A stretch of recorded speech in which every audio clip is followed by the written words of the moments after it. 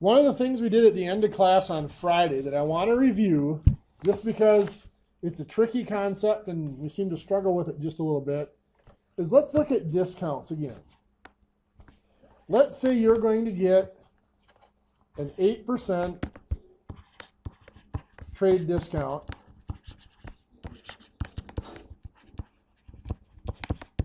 And you're going to purchase a new tool. Oops, okay. So you're going to purchase a tool that is marked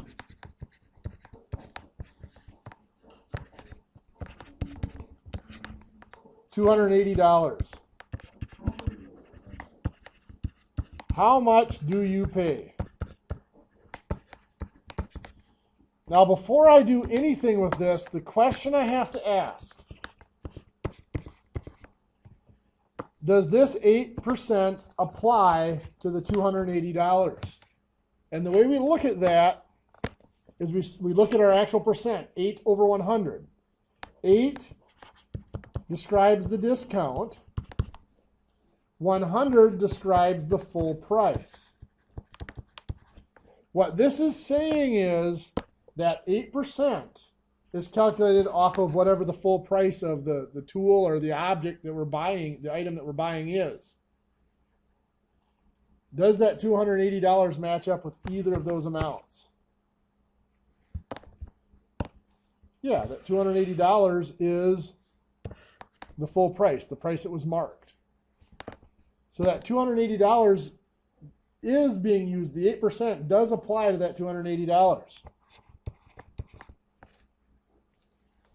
So to find the amount of our discount, now this here would be the amount of our discount if we cross multiply and divide here. Is that the value we're looking for here? No, we want to know how much we're going to pay, how much we paid for it.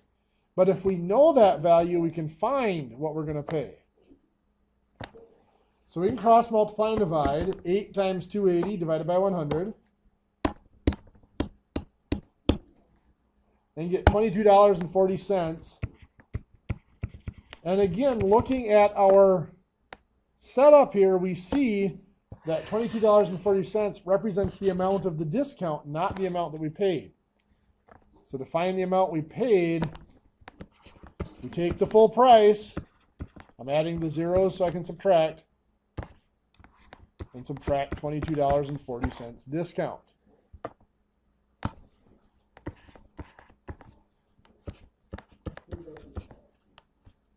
There you go, 257, perfect. 257.60. Good job. Now again, I gave you a tool for looking at these discounts, percent decreases and increases they're called. This is a percent decrease because you're taking 100% and you're subtracting an amount from it. In this case, it was that 8% discount. But we can look at a percent increase, and we'll look at those in a little bit, and they work the same way. There we're going to be taking 100%, and we're going to be adding some sort of a percent to it. And when we look at these, the easiest way for me to think about them is to actually write it out. And it doesn't matter what words you use as long as you know what those words mean. So when we're dealing with a discount like this, we have some sort of a full price. You can call it full price, original price, list price is the technical term for it. But again, call it whatever you understand, what makes sense to you.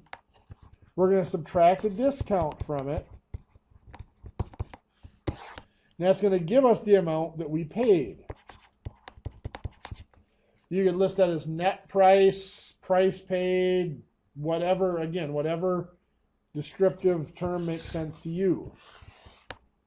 And as we saw last Friday, in a percent problem like this, every item in the problem is described by two numbers. One number is a percent, and since this is dollar amounts, the other number is dollars here. And we know that we have an 8% discount here, and we're told $280 is what it is marked, so that is the full price. And it looks like that's all the information we have, but it's not. We always have 100%, which is that base amount. And remember, 100% always represents either the full amount or the whole thing, or it represents the beginning amount. So in this case, 100% represents the full price. So from there, to get the amount paid, we look at this and we see over here we only have one number, so there's nothing we can do with only one number. On the left side, we have two numbers, and when we have two numbers, we can combine them. Since this is a discount, we're subtracting. 100 minus 8 is 92. And then we look at the other side to decide which of these two values do we want. Well, we're not asked for the amount of the discount. We're asked for the amount that we paid. So I don't need the discount. I can actually cross that out if I want to. What I need to find is the amount paid. Now I could set this up in a proportion. 92% is 92 out of 100. Making sure, okay, the 92 matches up with the missing number. 100 matches up with 280. And I could solve it there. Or I like to take a couple of shortcuts here and there. I can cross multiply and divide right within this little table. I've got 92 times 280 divided by 100.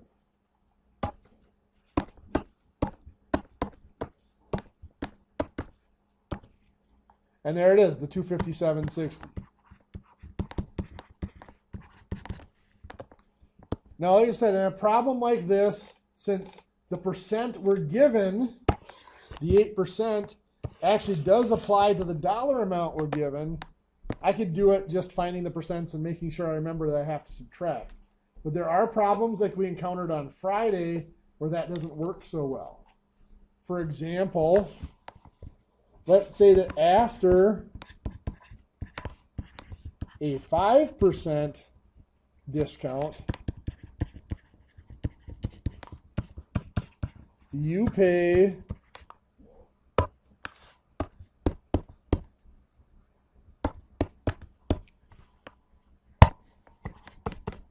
$608 for an item. Question is, how much did you save?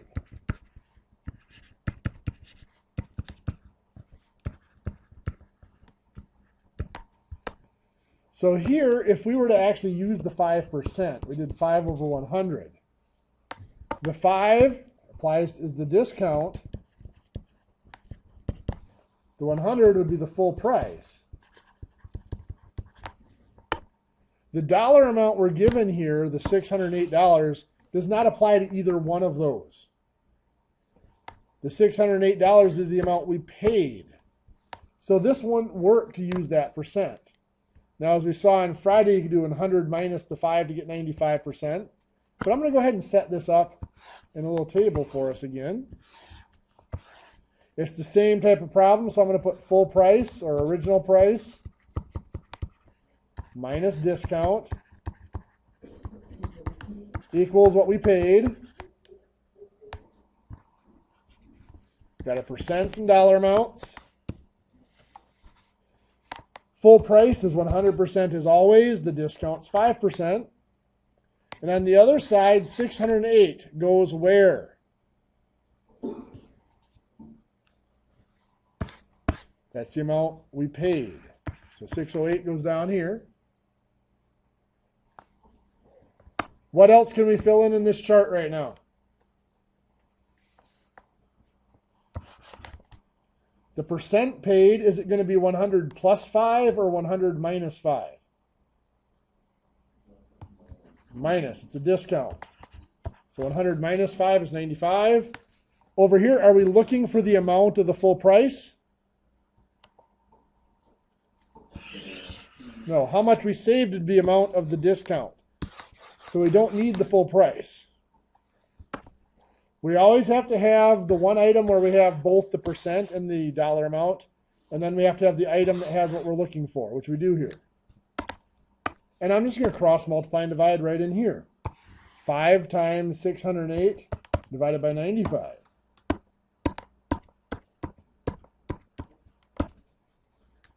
$32 is what we saved.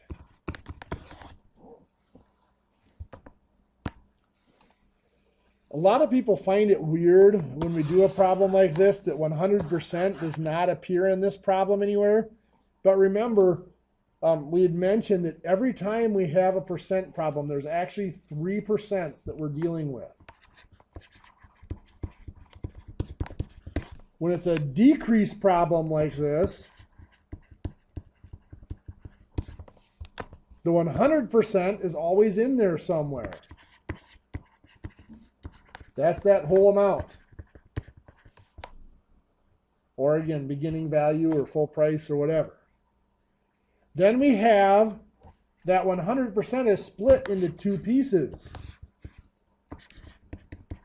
In this case, it's the amount of the discount, which is 5%. And even though it's not given, the third percent that is here is the amount that we paid, or the net price, or whatever you want to call it. And that is 100% minus 5%, or 95%. These always have to add up. Now, these two don't always add up to 100. Sometimes it's 100 plus one of those that adds up to the other. But when we have a decrease problem, we always have 2 pieces that have to add up to 100%. One of those pieces is the discount. The other piece is what's left over, or the amount we pay.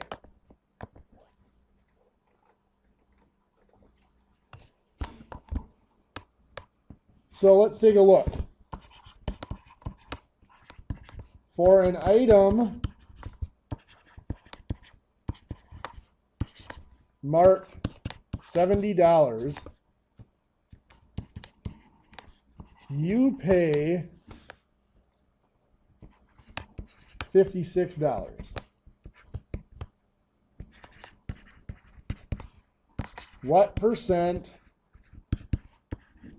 was your discount?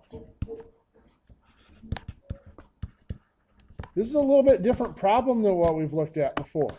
Here we don't have a percent. Rather than messing around with the percents, I'm going to jump right to that table. So this is still a discount. So we have a full price, a discount, and the amount we pay. So full price is the whole amount. Subtracting our discount, and the amount we paid. Still have dollars, so it's going to be percents over here and dollar amounts over there. In this case, all we're given is the $70 and $56.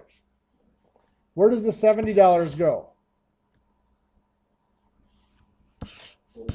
Full price. Very good. 56. That's careful. You paid 56. Good. Now it looks like that's all the information we're given, but remember, when we're dealing with a percent problem, there's always the 100% that goes somewhere, and that's always the whole amount or the beginning value, which is the full price. Now there's an amount we can calculate rather quickly, and that's right here, the discount. How would we find that?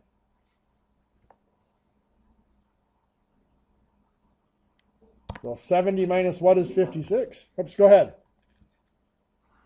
Find the difference. There you go. 70 and 50. And then you divide that by the total. It would be 70. Okay, perfect. Perfect. We find the difference. We subtract. What's that? 20%. 20%. Very good. Yeah, we subtract to get that difference of 14%. Or not 14%, of $14, I should say. And we're looking for the percent discount over here. So yeah, this is just a base percent problem. Now you did it the rate method. You took 14 divided by 70 and got 0.2 and you moved your decimal point. That works fine. Or you could do blank over 100 equals 14 over 70. Cross multiply and divide, and you're going to get 20 as well. So 20 out of 100 or 0.2, either one, becomes 20% discount. Great. Looks like we're getting those down. Maybe? Okay. Oh yeah, well, I've got a few more planned, don't worry. So, let's say that you have been getting 50 hours per week at work. In the summer, that's not hard to do on a construction site, or more. Your boss tells you that you are going to be looking at a 10% slowdown.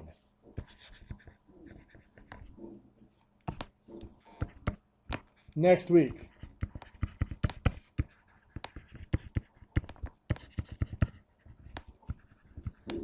How many hours will you work next week? Or do you expect to work next week? Okay, good. You guys are getting to where you can do that in your head. Very good. You just found 10% of the 50 and you subtracted it. This is another type of percent decrease problem. It's not a discount, but it is a decrease because you are going less than what you started with. So here, what you guys did was simply found 10%. The 10 is the decrease, or the amount of the slowdown. The 100 is the old hours. On the other side, 50 hours is the amount of the old hours. And you either did 0.10 or you cross multiplied and divided. 10 times 50 divided by 100 to get to 5 hours is the amount of the decrease, the amount of the slowdown. So 50 hours minus 5 hours is 45 hours. Now we went over that third percent idea just a little bit ago. What is the third percent in this problem that we don't see? What's that? We have 100% is the full amount of hours, or the old hours. If there's a 10% decrease, what percent of our old hours are we going to be working next week? There it is. 100% minus 10% is 90%. So what we could have done there, 90%, 90 over 100, to find that out of our 50 hours. Cross multiply and divide would give us the 45 hours. This, by the way, does also work in that table that we did. Let me do a similar one with you where we'll use that table. So let's say last week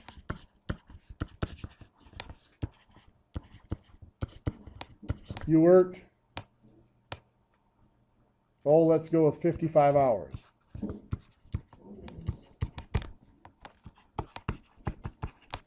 This week will be 20% less. 20% fewer hours.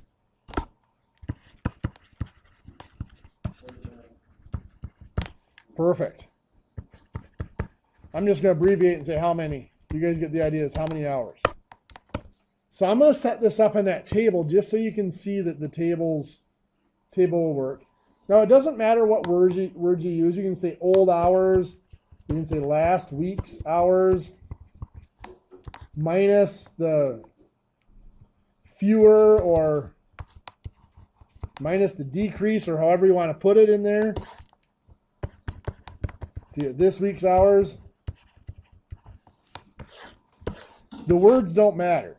But here we've got a percent on one side. It's not dollars amount anymore, but it's still another number on the other side. We have the 55 is last week's hours.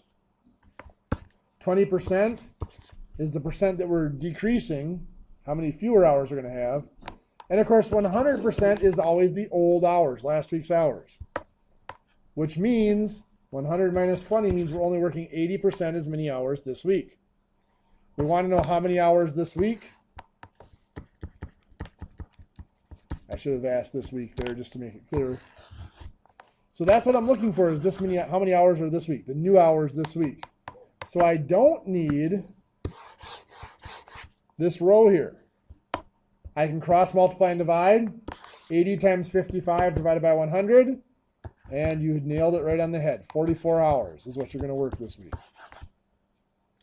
You could have also found 20% and subtract 20% of 55 would be 11 and subtract it out. But as we saw before, not every problem works out that easily.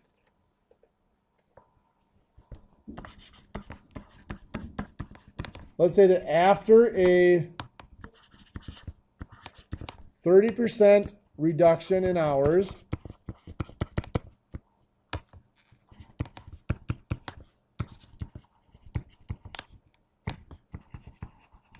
you worked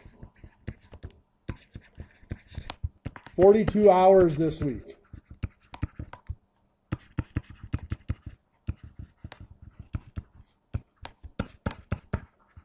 How many hours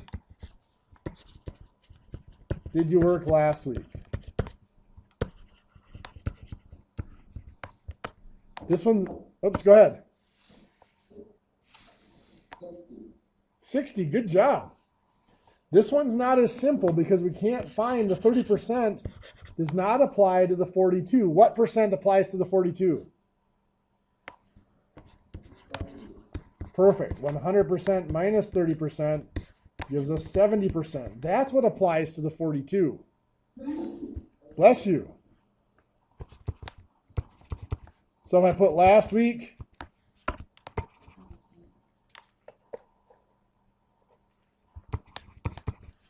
minus the reduction, we'll put in reduction. And this week, the same thing. We've got a percent over here. This is our hours over here. We had 42 hours this week. The reduction was 30%. Last week was always 100%. And as you said, what applies to this week is 100 minus 30, or 70%. And we're looking for the number of hours last week, which is this one. So again, cross out, we don't need the reduction. 100 minus 42 divided by 70 gives us 60 hours. Or once you knew that it was 70%, you could have just done our regular proportion. 70%, 70 over 100 equals, remember the 42 goes with the 70, so 42 over blank. You'd get 60 as well. Or some of you did the rate method, 42 divided by 0.7. The thing with these percents, as you see, there are several ways to approach these problems. The key is to keep things matched up. To know 100% represents last week, that goes with our answer we're looking for, the 60 hours. The 42 hours is not what this is based off of. It's not matched up to the 100%. It's matched up to the 70%. So making sure you know what percent and what number go to the same thing. So let's look at after a 6% handling charge,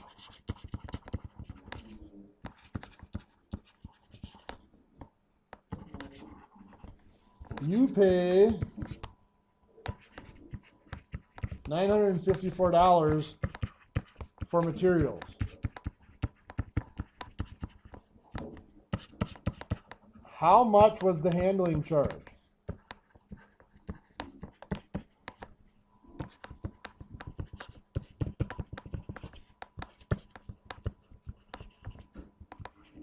Now this is an example. Does the handling charge reduce the price or does it add to the price?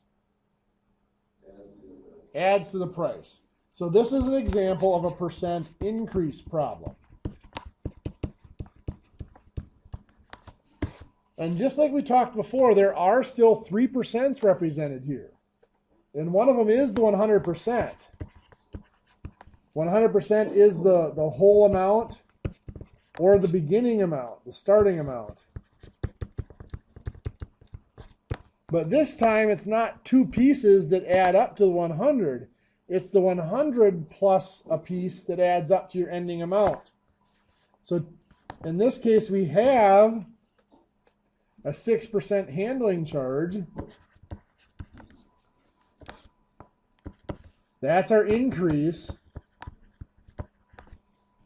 100 plus 6 is 106. That adds up to our total. So our final amount is 100 plus the other percent. So now over here we have 6%. I'm going to write it as 6 over 100. The 6 represents the handling charge.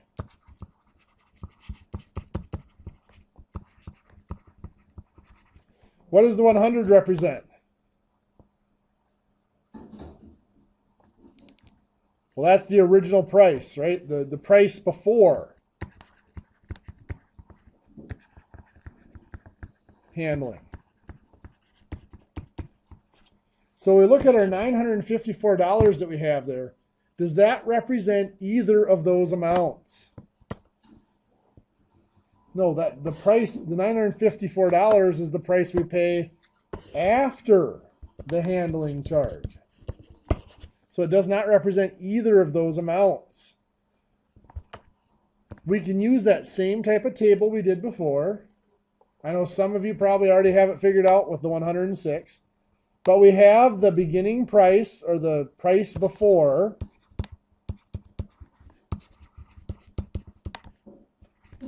We're going to add a handling charge to it. And now we'll have the price after handling. And again, we have percents. Each number is described by percents. And we're back to being described by dollar amounts on the other side.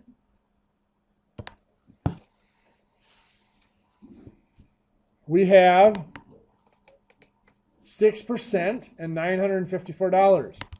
The 6% is the handling charge. The $954 is after that handling charge is added. And of course, we have one more number in here. What is it? The 100 goes there. And of course, that tells us that the percent here is going to be what? There we go. Now we're adding, it's an increase, so we're adding that percent to the 100. So 100 plus 6 is 106. We are looking for how much was the cost of the handling. So we're looking for the dollar amount of the handling over here. So I don't need to deal with the top. I have 106, 954, and the 6. So I'm going to cross multiply. 6 times 954 divided by 106.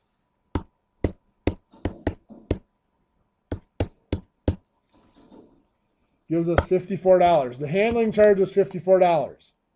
Off of that, if you wanted to, you could go back and very quickly find out the price before by subtracting was $900. We didn't need that in this problem, but easy to get to.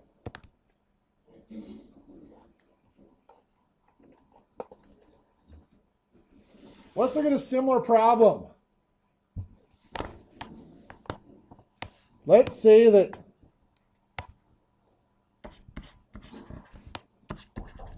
the last house you built used 240 studs.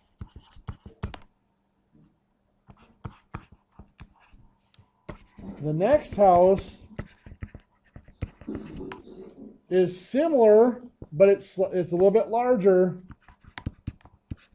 We'll need 15% more.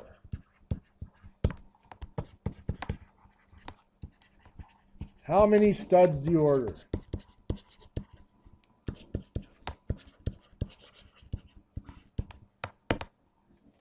I know my grammar there is horrible. So 15% here. The 15 represents the more or increase. We'll just say the more. The 100 represents the last house. So looking up in this problem, does the 240 represent either of those numbers? Yeah, it represents the last house. So 240 can go right there. So this one we can just solve straightforward with our percents. 15 times 240 divided by 100 is what? 336, isn't it? Now, is that our answer? That's how many more. We want to know how many. I didn't really clarify it, but we want to know how many total to order. So we do still have to do. There you go. Perfect. You have to do 240 plus 36 is 276. Well, that one isn't so bad.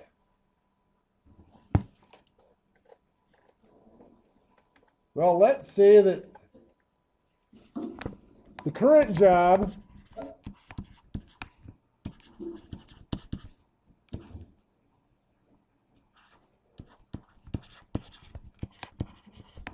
used, let's see here.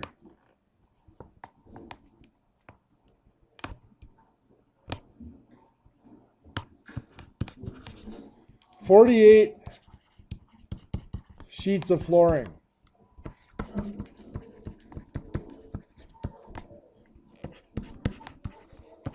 That was a 20% increase from the last job.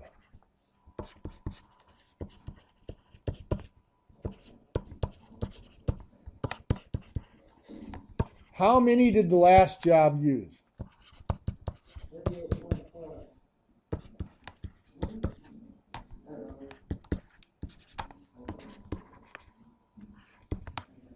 Be careful.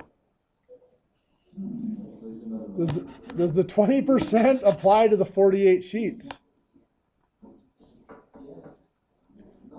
Careful. The 20% increase from the last job. The 20% applies to the last job. So if we look at this one, we have the last job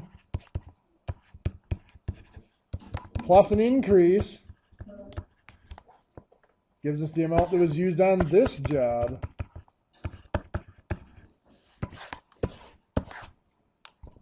So percents, over here we have the number of studs. So that was a 20% increase, and we used not studs, that's sheeting, sorry, flooring.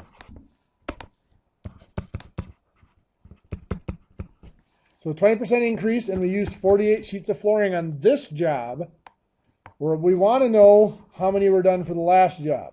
So again, we always know the 100% goes with the last job, the beginning amount. We can fill in this number. 100 plus 20 is 120%. So now I don't need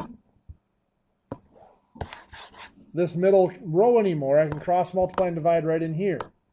So we can see the percent that's really of interest to us is not the 20%, it's the 120%. So 100 times 48 divided by 120 gives us 40 sheets on the last job. Remember, we talked about this on Friday, double checking ourselves. Make sure we can reverse our calculation. If I find 20% of 40 and add it back on, does it give us 48? Well, 20% of 40, if I cross multiply and divide, gives us 8. And yes, that does. 40 plus 8 is 48. So always make sure, I realize you don't have time to do a double check like that on every calculation you do. But you should be able to look at it and make sure it is reversible. Here you got that 38.6. Was it 38.4, wasn't it? That you had. Well, if you look at that, 20% of 38.4 is going to be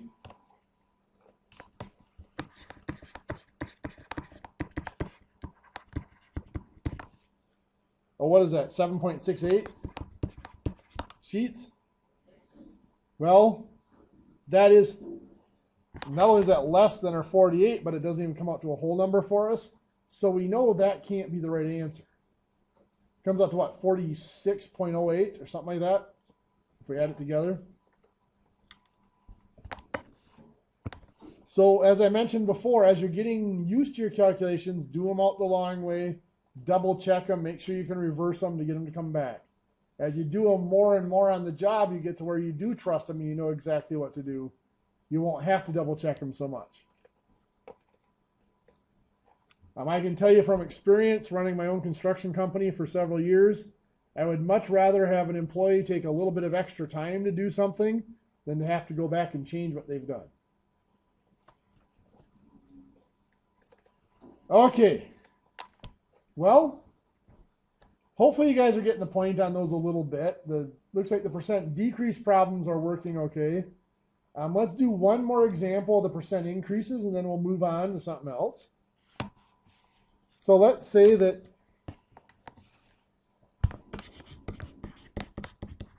after an 8% markup,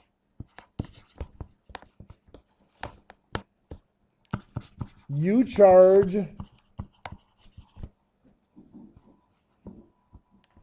let's see here, $594 for materials.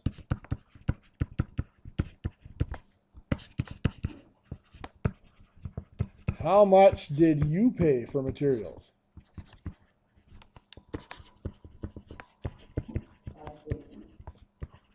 Perfect. How'd you find that?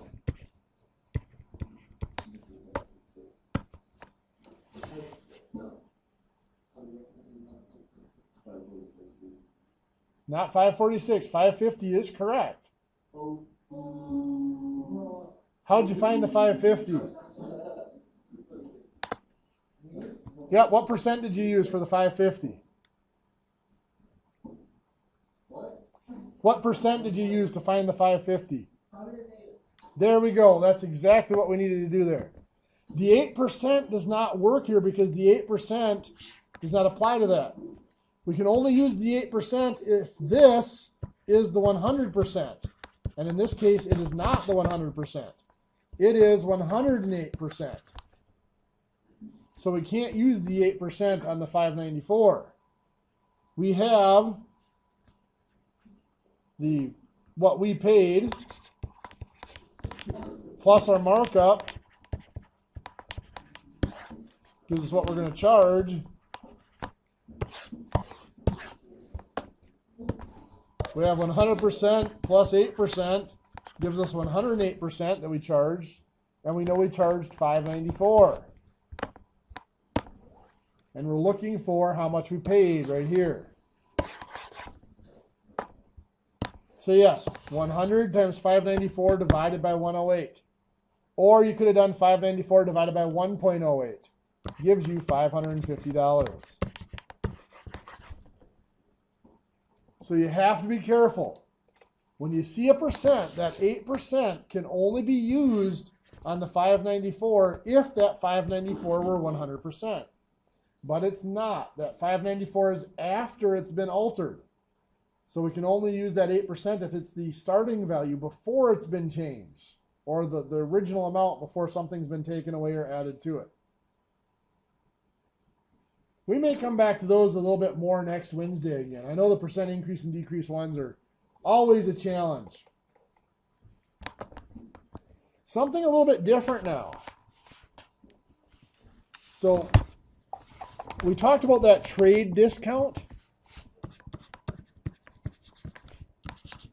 And that trade discount is just because you've done a lot of business with them. You're in business for yourself. So a lot of suppliers will give you a small discount. Construction business, it's usually called a contractor discount. Whether it's 2%, 3%, I've seen them as high as 8 or 9%, depending on where you're buying from. I've actually seen them higher in special cases, but not very often. you have that trade discount. So maybe, let's say you're going to get a 7% contractor discount. Now, if you have a wholesale supplier, in other words, they don't sell directly to customers, they only sell to other businesses. So a wholesale supplier would only sell to contractors, they wouldn't sell directly to homeowners. Most of the stuff is, and this is like your bigger contractors like Vanasek and Schaefer, your commercial contractors would buy through a wholesale supplier. They're making a lot of their sales on account, which means they deliver the materials and they're just trusting that you're going to pay for them within 30 days or 60 days or whatever the terms of that account is. So a lot of times they'll offer something called a cash discount. Now, most of us grew up believing a cash discount is you pay for it right now. In business, it's come to be interpreted a cash discount is if you pay before you have to. For example, the terms of an account purchase, the terms of a purchase. They might deliver the materials on a certain day. And the terms of your account might be that you have 30 days to pay for them. But if I sell you something and I give you 30 days to pay for it, I really don't want you to wait 30 days to pay for it. That doesn't help me out. I'd rather have that money sooner. So what I do in order to get that money from you sooner is I might give you 5 days to get a cash discount. Now, cash discount is kind of a sloppy term. That's what they call it in industry. It's really an early payment discount. You have 30 days to pay, but if you pay me in the first 5 days, I'm going to give you an additional discount. And usually that's 1% or 2%. So let's say it's a 2% discount. So for this next example, we're looking at that 7% trade discount and a 2% cash discount.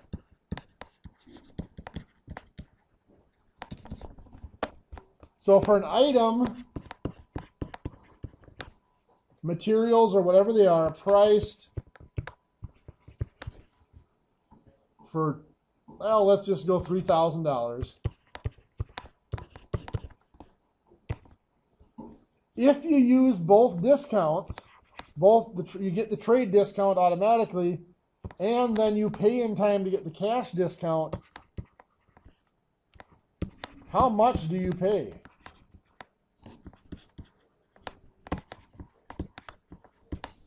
Well, do we just add them together, 7 and 2, and take 9% off of that? No.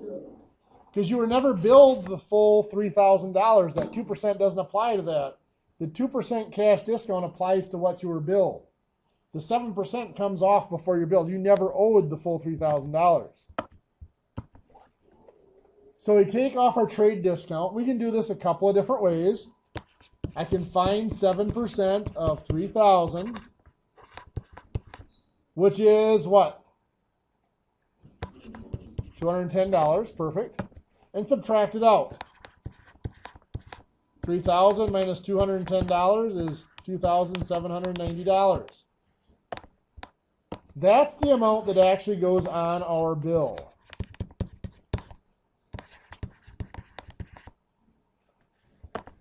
If we pay early, we get a 2% discount on that.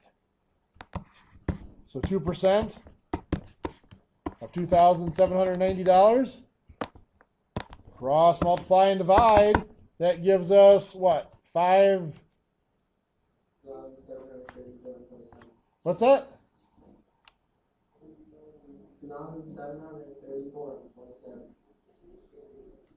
I'm getting 55.80.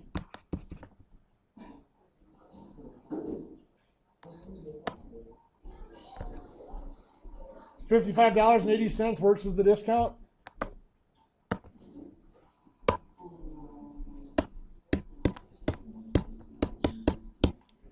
Yep, $55.80. So that gets subtracted from the $27.90.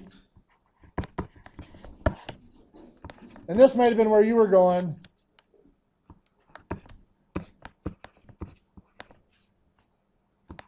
$27.34.20.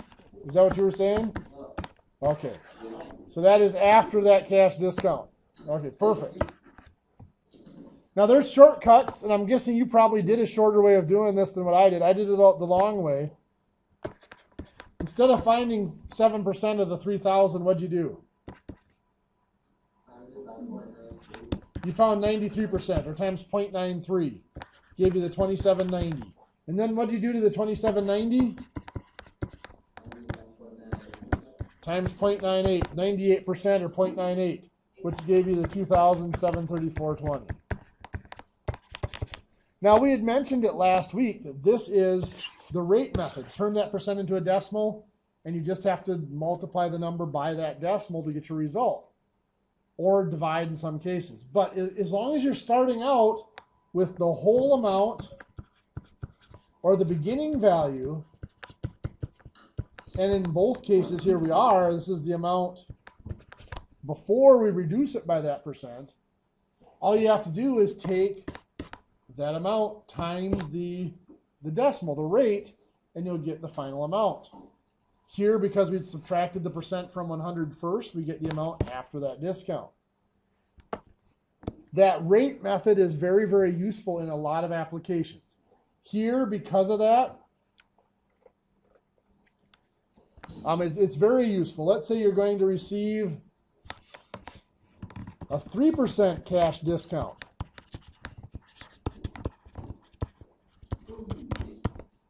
The bill is for $4,200. Using the rate method, I would just take 4,200 and multiply by what?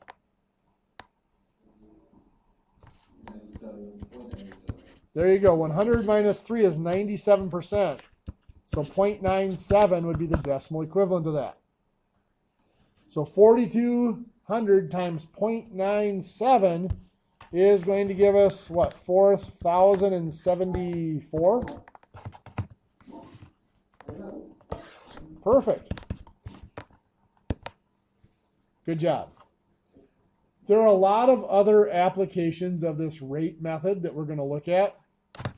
Anytime we have a whole amount, like we said, and we want to find a piece of it, that rate method works well and it's fairly quick. One example is commission.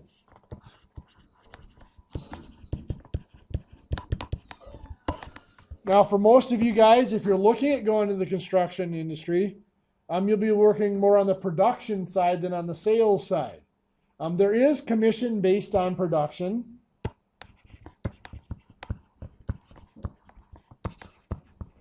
That is often in manufacturing or in custom work, where you just get a percentage. If you build the object, you get a percentage of what it sells for. In general residential construction, that doesn't work so well because there's several people working on the same task. You can't tell how much of the production belongs to each of them. Or the other is based on sales. And that's the most common method of doing a commission, is based on sales. Some of you, if you spend enough time in the industry or spend time in the industry, may move up at some point into a sales position, a supplier position. A lot of lumber yards will employ former contractors to do estimates, do material lists for contractors, and basically sell them the materials they need to do their job. So the first type of commission we're going to look at is, let's just do the simplest form, called a straight commission.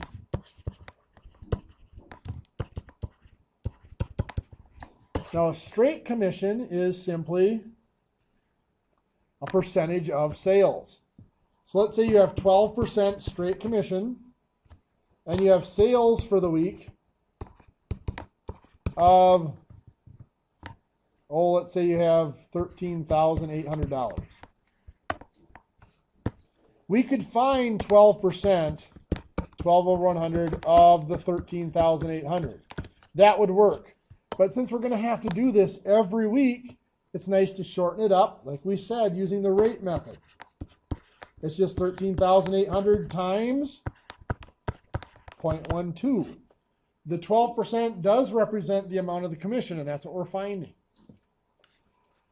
So 13,800 times 12% gives us,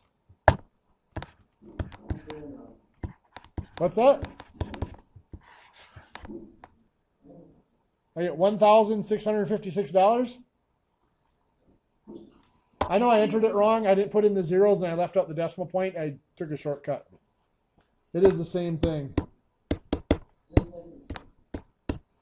Oh, it's a good question. It's good to be suspicious when you see it go in. I may have worked with numbers a few times before, so I know what shortcuts I can take. But I'm glad you said something, because I do tend to take those shortcuts without thinking about it. So I'm glad you said that, so you didn't think I was just putting random numbers in there. I've mentioned before, calculations are about patterns. And I mean, you've seen me do some pretty long calculations without a calculator. You do enough of them, you start to see those little patterns, and that's one of them. Oh, there's 2 zeros here. If I just drop them and leave off the decimal point, my calculation becomes easier. So anyway, what that's saying is that first week, with $13,800 in sales, your commission is $1,656. What if you want, or you need, at least $1,800 per week? This is a little bit different. Now we're not starting out with the whole amount. Normally we would take sales times that rate, that commission rate, and that would give us the amount of the commission. This time, however, we're going to have to work backwards. We have the amount, the desired amount at least, of commission, $1,800. The rate is still 12%. We need to know the amount of sales. So this is where we would have to divide to go backwards. Usually in this case, if I'm not going straight forward down the formula, it's easier just to go back to the proportion. The 1,800, the commission and the rate are linked together. So the 1,800 represents the 12%, and you can cross multiply and divide. 100 times 1,800 divided by 12 is what, 15,000 in sales?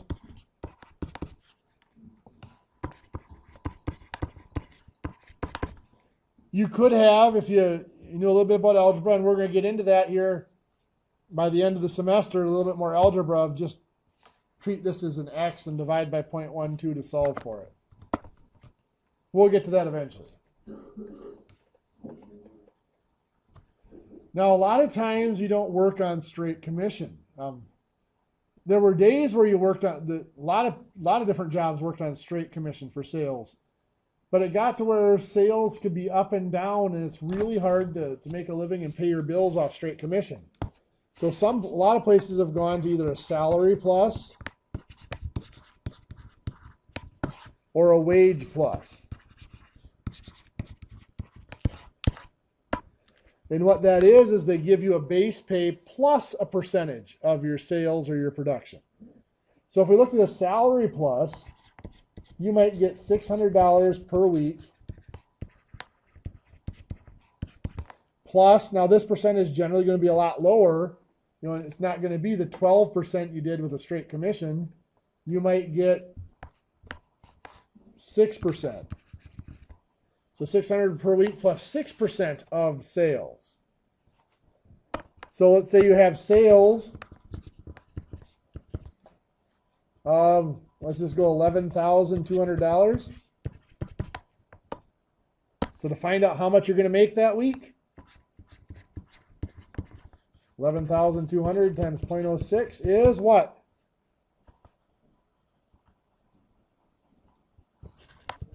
$672.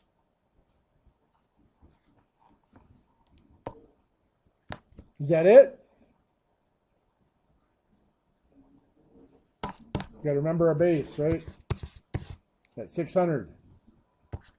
It's $1,272. On the wage plus, we could have, let's see, $8 per hour plus, let's go 7% of sales. So we're going to have a week where we worked 35 hours and sales of 10,900. So we've got two things to figure out here. We've got our base pay, the 35 hours times $8 an hour, which is going to give us what, 280 bucks. And then we've got our commission. 10,900 times 0.07, which is perfect, 763. So $1,043 for the week. What do you think? Not terrible? Okay.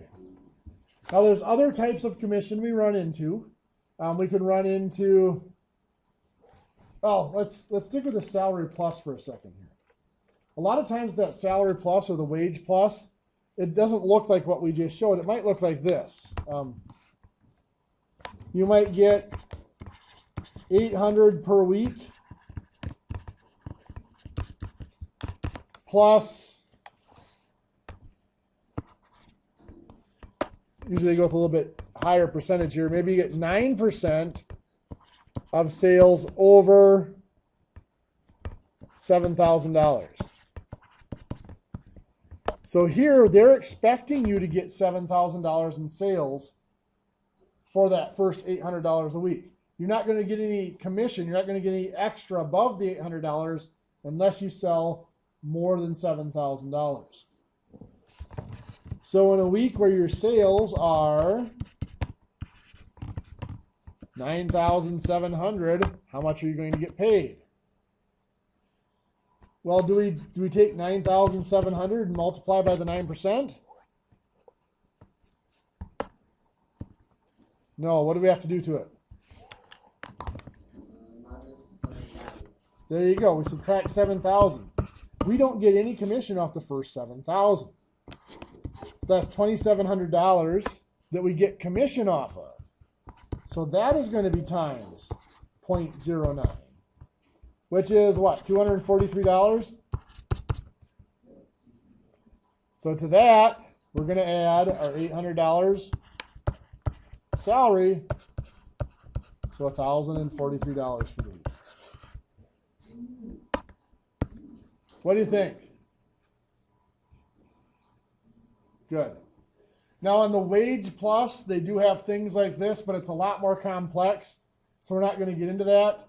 They pay you so much per hour, and then your base sales, this is called a sales base, or they have other terms for it, but your base sales depends on how many hours you work, so we're not going to get into that complex system. There are graduated commissions.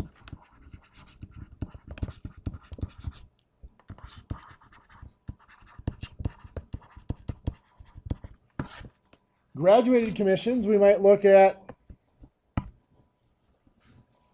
something like this.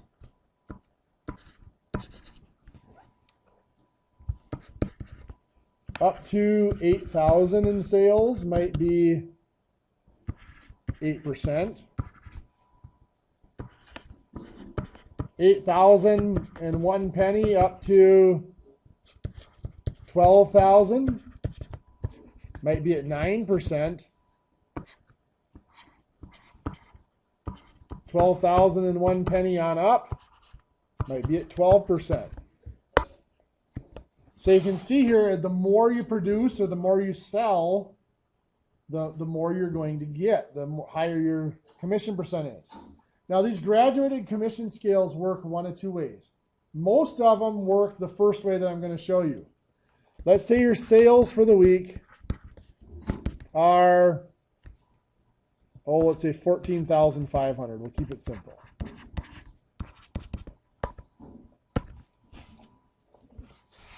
The first 8,000 gets paid at 8%. How much is that? $640. Do we go over 12,000? Yeah, 14,500 is bigger than 12,000. So how much is in this range? Well, don't let the 0.01 fool you. It's from 8,000 to 12,000, which is $4,000. And that gets paid at 9%. So 0.09 is $360. How much is going to get paid at the 12%?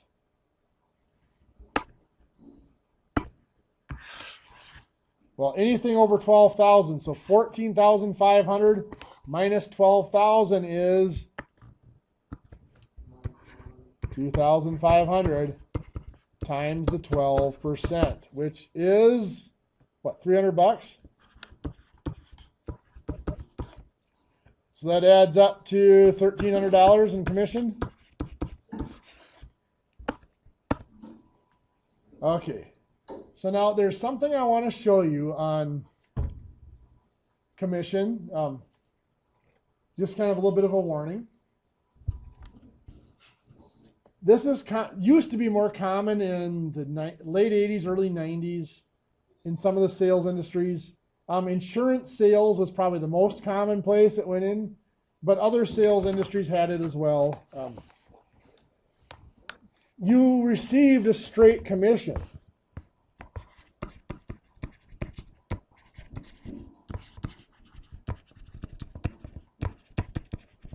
But they say a straight commission of, let's just say 12%. They said with an $800 guaranteed weekly draw.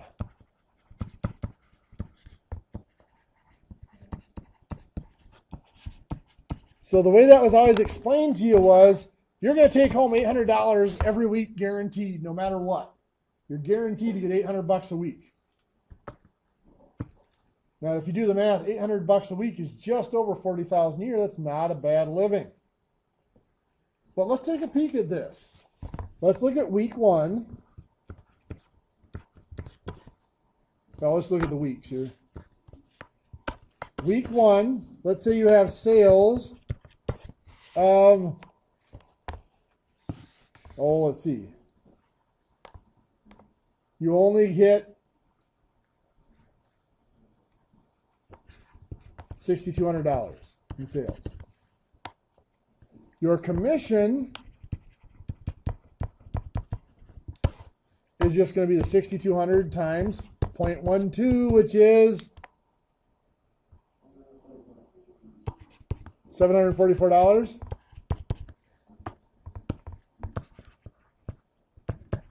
You're going to get paid $800. You only earned $744 of that. The other $56 is part of what they call the draw. Let's say week two, they turn you on your own. The person that was helping you out is gone. Let's say your sales drop just a little bit to $5,700. Your commission, 57 times 0.12 is $684. How much are you going to get paid? $800. But you only earned $684. So $116 of that is part of the draw. You had $56 before, $116 more. You now have $172 worth of draw sitting there. Let's say in week three, you get your act together, you work really hard, and you sell, Oh, we're not going quite that high. Let's say you sell 6,800 times 0.12 is how much? $816. You finally made more than your $800 guaranteed. How much are you going to get paid? Why $800? There you go. Because you had a draw, you got to pay that back. That draw was actually a loan from the company. So you paid back $16 back to your draw. You're down to $156. Eventually, you could get that paid down to zero. And then as you made more and more sales, you would get more and more each week. The problem with that is, what if you get, 4 or 5 months into the job and you realize you really suck at sales? Well, 4 or 5 months down the road, you could have several $1,000s in that draw. And guess what happens if you decide you don't want that job anymore? You want to go do something else? Exactly. You get to pay that all back. Okay, I think you guys have had enough for the day. In your little book,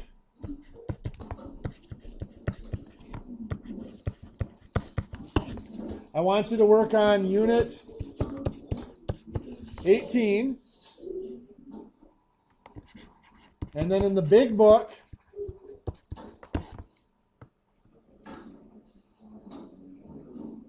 oops, there it is, page 158.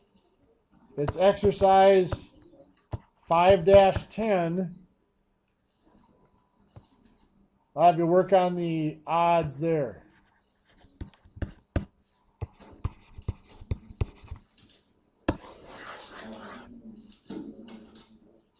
So I'll give you guys the last 20 minutes or so here to get started on the homework.